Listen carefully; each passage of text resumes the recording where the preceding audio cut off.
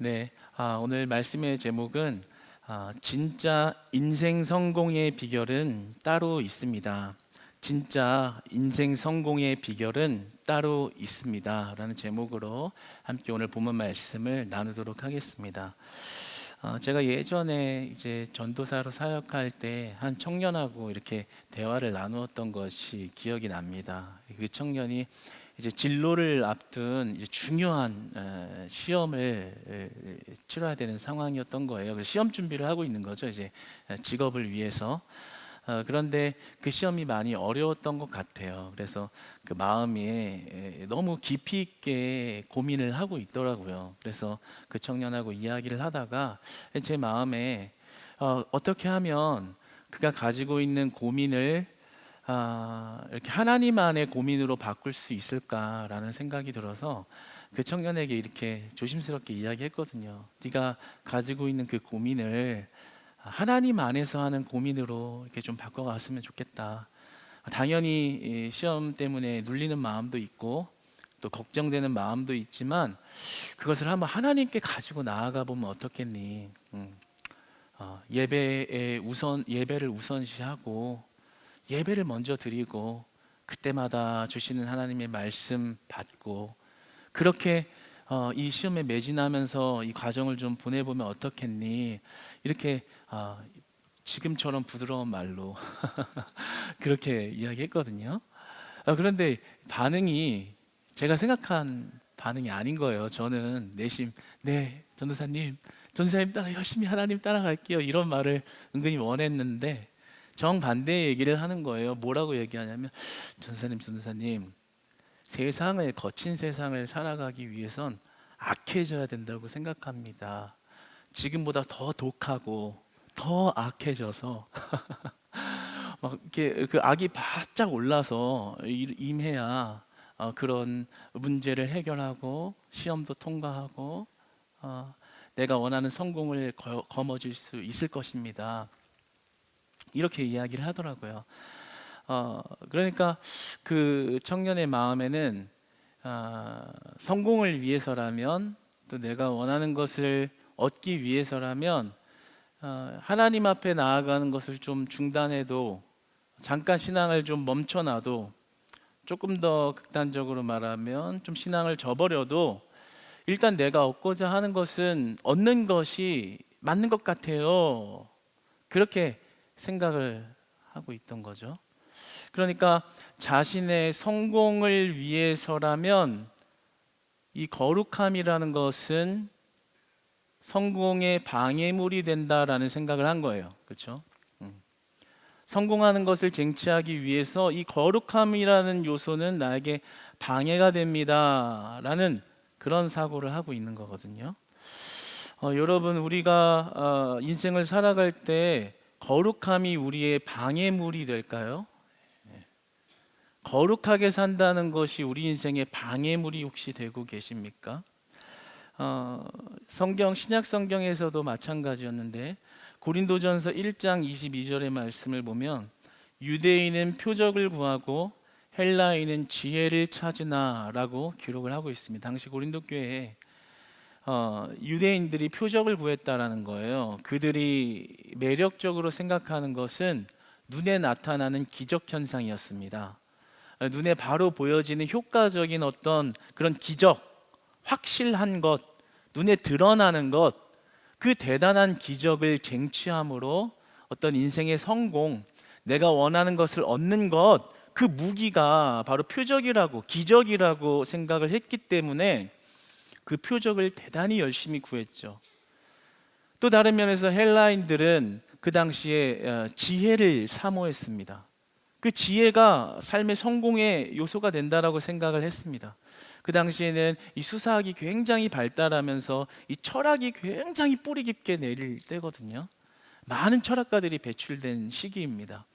그러니까 많은 철학가들이 얼마나 그 천재에 해당하는 그런 철학가들이 얼마나 많은 이론들, 그러니까 일반 사람들이 생각해내지도 못하는 말들을 정말 수사학적으로 완벽하게 이렇게 사람들 앞에서 강연하고 이야기를 할 때 와, 그 지혜가 참 아름답다. 저 지혜가 있으면 인생을 제대로 살고 인생을 성공적으로 살 수 있겠구나. 그래, 저게 답이야.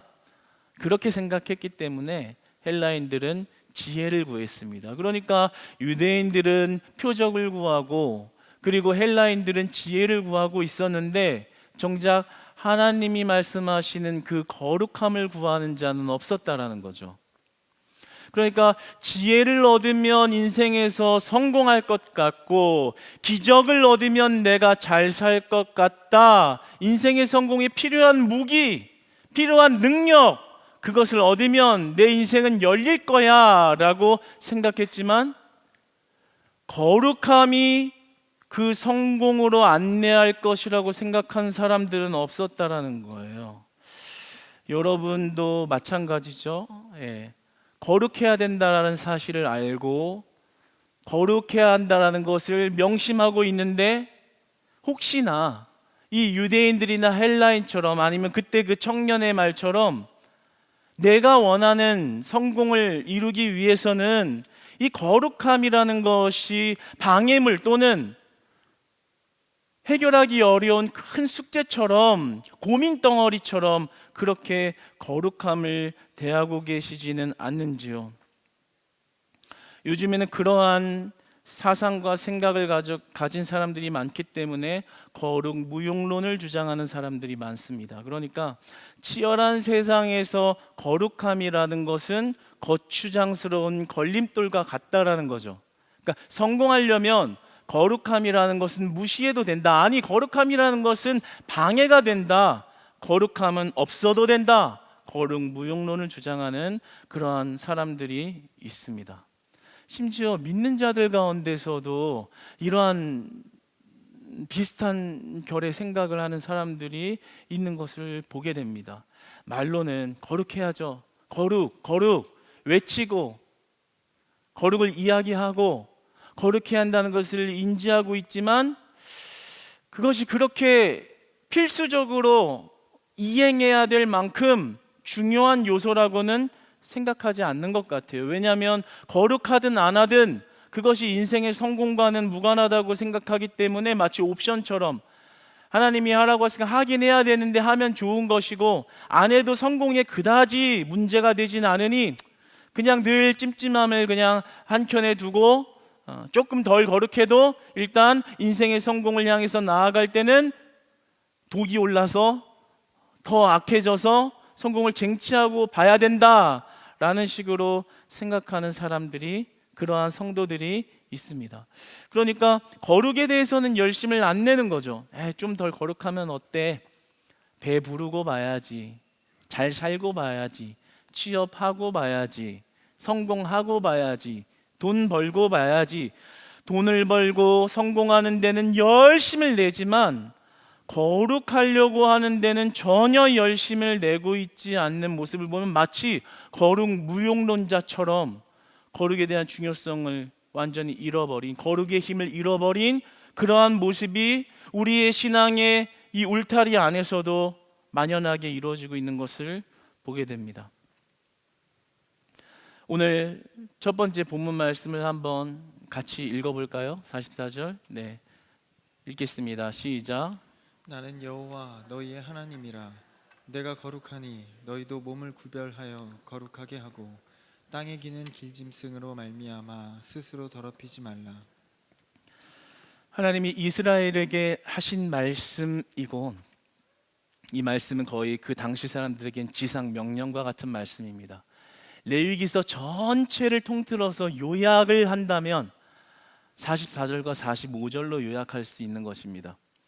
하나님이 이스라엘에게 정확하게 하신 분명한 명령, 거룩할지어다, 거룩하라, 거룩하라. 곧 이 시대 오늘날 우리들에게 말씀하시는 동일한 명령인 거죠. 거룩하라, 거룩하라, 거룩할지어다. 분명한 메시지를 어렵게 말씀하시지 않고 돌려 말씀하시지 않고 아주 명료하게 우리에게 말씀하고 계십니다. 근데 사실 이 본문의 시대 상황을 보면 조금 받아들이기 쉽지 않은 말씀입니다. 않은 명령이에요. 왜냐하면 그 당시기에 레위기 시대의 이스라엘 사람들을 생각해 보면 광야를 넘어서 가나안을 향해 가고 있는 상태잖아요. 그렇다면 그 광야라는 곳이 어떤 곳이에요? 어려움이 있는 곳이죠. 살기에 부적합한 환경, 하루하루 살아내기에 어려운 조건들이 많은 곳, 그것이 바로 광야고, 그 광야를 넘어 가나안을 향하고 있는 백성들에게 하나님이 명령하신다면 아마 이런 명령을 하시는 게 더 자연스럽지 않았을까요? 얘들아, 인내해라, 인내해라. 이 뜨거운 태양 아래서 물 찾기도 어렵게 이렇게 살아가는 이 삶을 인내하고 견디렴, 이렇게 얘기하는 게 자연스럽게 받아들여지지 않겠어요? 아니면 얘들아, 강해져라, 담대해져라, 그래서 이 어려운 과정을 이겨내라, 뭐 이런 말씀이 힘이 되지 않을까요? 아니면 얘들아, 전략적으로 분석해봐라. 이 단계를 어떻게 단계적으로 넘어가서 가나안에 들어갈 것인지 생각해보라, 뭐 이렇게 말하는 것이 자연스러울 것 같은데, 사실 이 험난한 과정을 거쳐 가나안이라는 성공의 땅, 약속의 땅에 들어가야 하는 그 자들에게 하신 명령이 담대하라, 인내하라 이런 말이 아니라 거룩하라입니다. 거룩하라, 거룩할지어다. 오늘날 세상에서도 이 거친 세상을, 험난한 세상을 이겨나갈 많은 방법과 지식들을 제시합니다. 시간을 아껴라, 세월을 아껴라, 독해져라, 강한 마음을 먹어라, 사람이 재산이다, 열심히 임하라, 죽을 일미에 다하라, 기록하라, 계획을 하라, 몸 관리를 하라, 연구를 하라, 포기하지 말아라. 많은 방법들과 지식들을 이야기합니다. 들으면 정말 맞는 말 같고, 그것을 자기화해서 그것을 내 걸로 만들면 인생에 성공할 것 같은데, 그렇죠?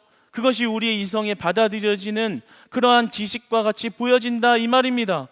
마찬가지로 그 당시 사람들에게 어울릴 법한 말씀은 인내하라고 하거나 강해지라고 하거나 어떻게 하면 이 광야를 넘어갈지 방법을 제시해주고 지식을 주는 것이 옳아 보일 수 있습니다. 그런데 하나님 뭐라고 말씀하시는 거예요? 광야에 살아남기 위한 방법이나 위로나 어떤 추상적인 말을 하는 것이 아니라 전혀 완전 다른 말을 제시합니다. 새로운 패러다임.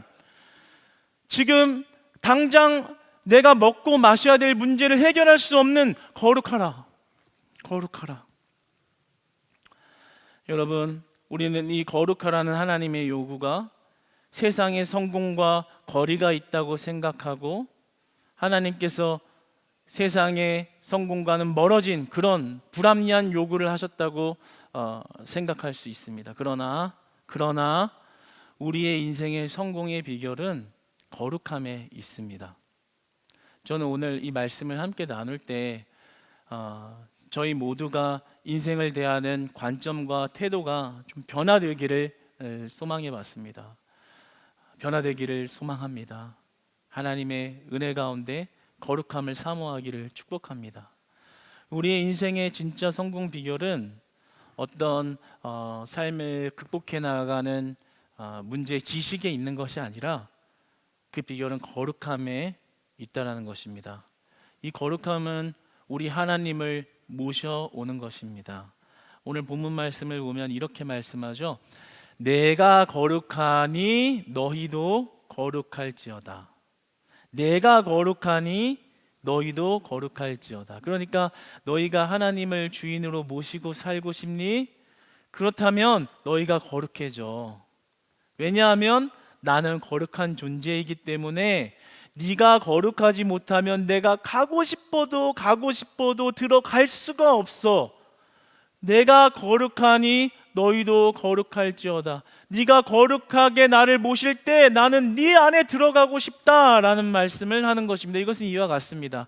우리가 집에서 어떤 중요한 손님을 맞이하기로 어떤 날짜를 정해놨다고 가정해 볼게요. 그러면 여러분 어떻게 하겠어요? 집안을 청소하겠죠.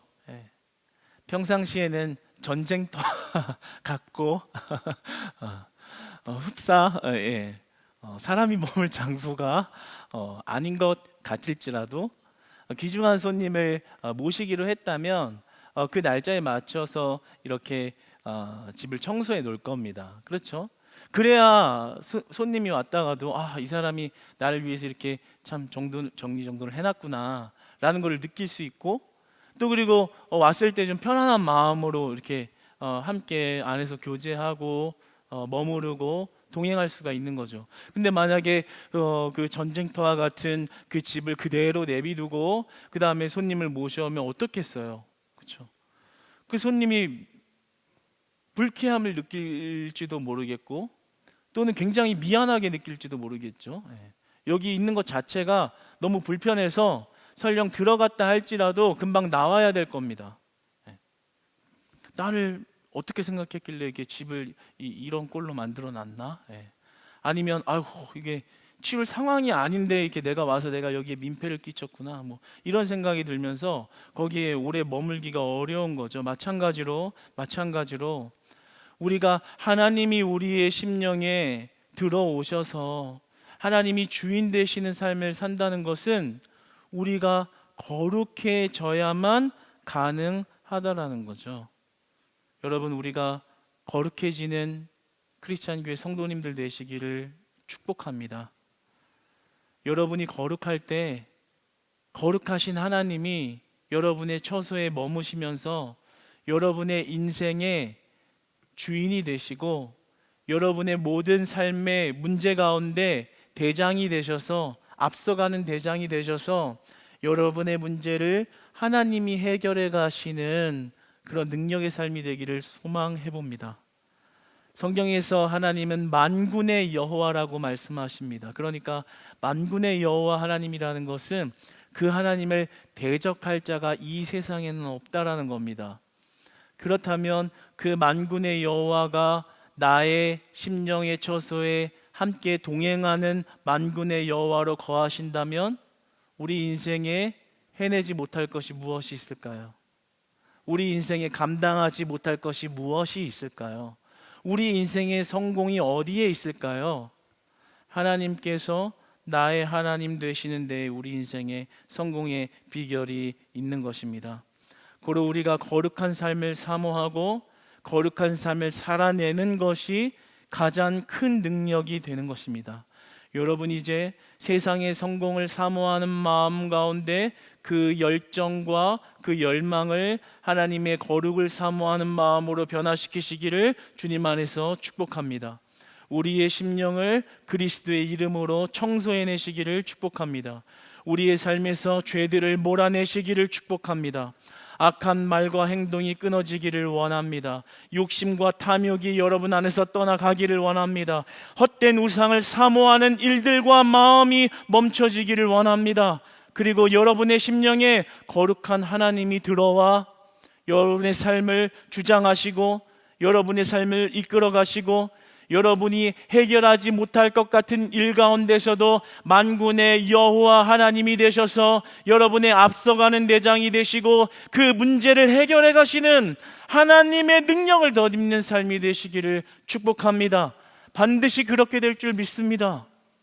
우리가 그 거룩함을 사모해야 하는 이유인 것입니다. 왜냐하면 그 하나님은 나의 하나님이 되시기 때문입니다. 우리가 예수님이 살아계시다는 것을 인지하고 인정하는 것과 그 예수님이 나의 예수님이 된다라는 것은 굉장히 다른 차원의 아주 다른 문제의 이야기입니다. 마태복음 25장에 10처녀 비유가 나옵니다. 그런데 그 10명 중에 어떤 처녀는 그냥 지나가는 대상이 되는 것이고 어떤 누군가는 나의 신랑으로 선택을 받게 됩니다. 오늘 44절의 시작은 이렇게 말씀합니다. 나는 너희의 하나님이라. 나는 하나님이라가 아닙니다. 나는 너희의 엘로힘이라. 나는 너희의 하나님이라. 45절에 어떻게 시작합니까? 나는 너희의 하나님이 되려고 하니 너희는 거룩할지어다로 끝납니다. 그러니까 우리가 거룩해진다라는 것은 저 먼 발치에 있는 하나님이 아니라 우리의 삶의 구경꾼으로서 관람하고 계신 하나님이 아니라 나의 하나님으로서 우리의 삶에 들어오는 일이 된다라는 거죠. 여러분, 그거보다 큰 성공이 어디 있겠습니까?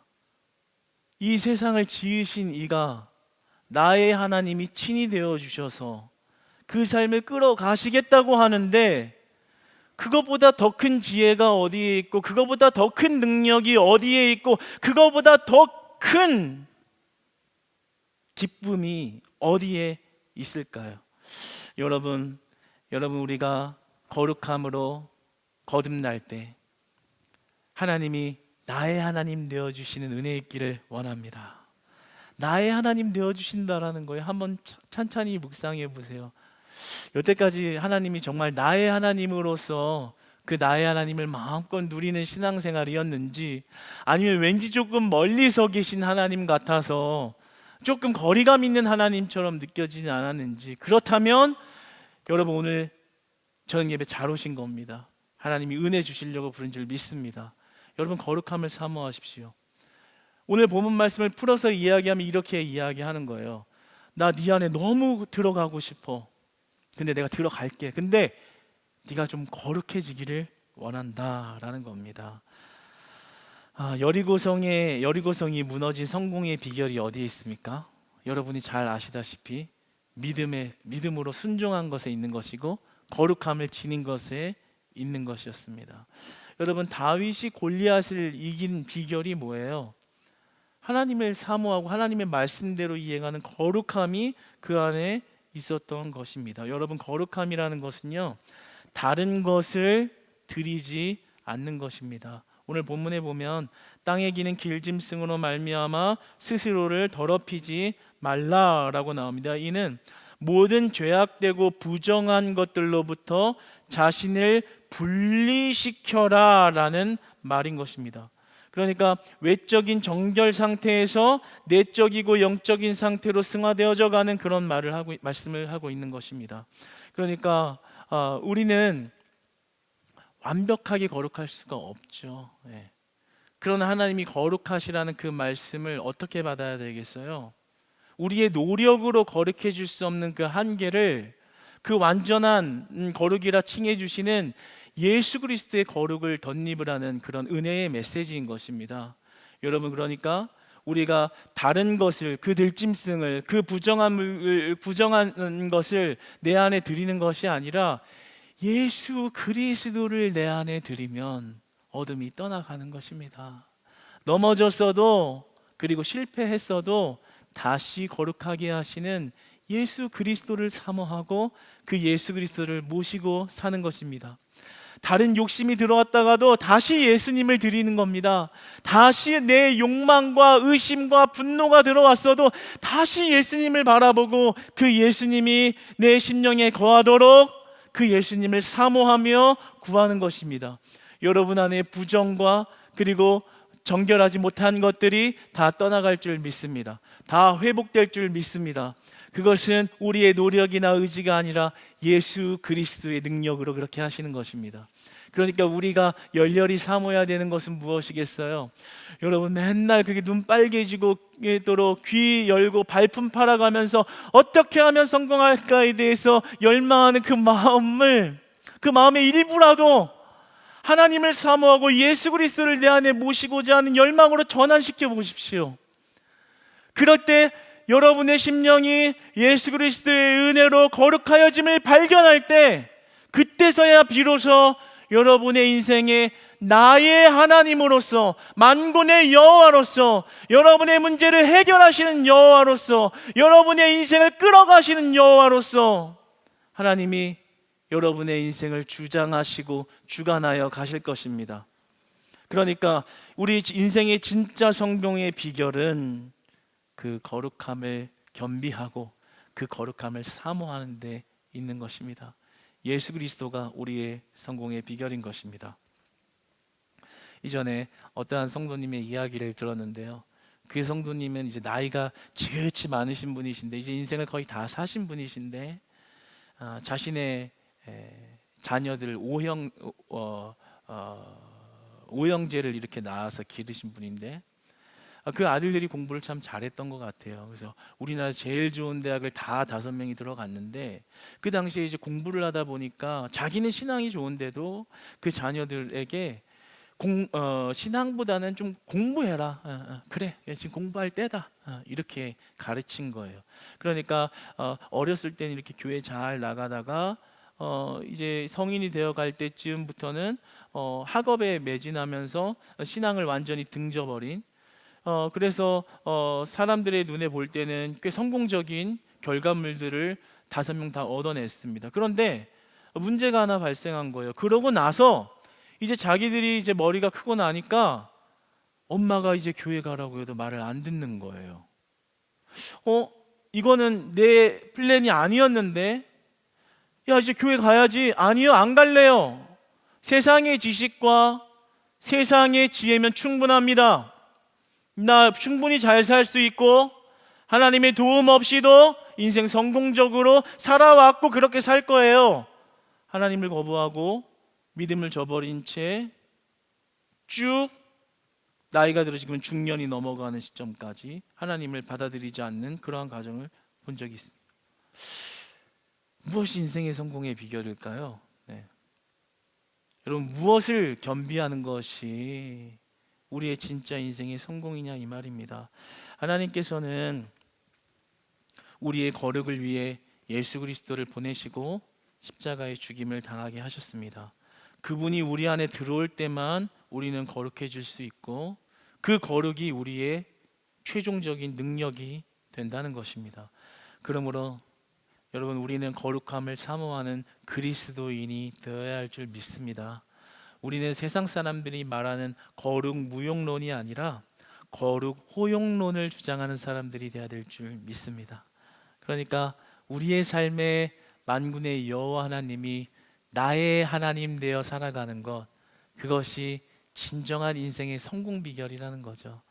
여러분, 이제 오늘 이 시간 이후부터는 안 보이시고 멀리 계신 하나님이 아니라 여러분의 인생에 직접적으로 다 들어오셔서 그 문제 하나하나를 다 해결해 가시는 나의 하나님, 나의 하나님, 나의 하나님을 만나는 그런 은혜의 길을 주님 안에서 진심으로 축복하고 소망합니다.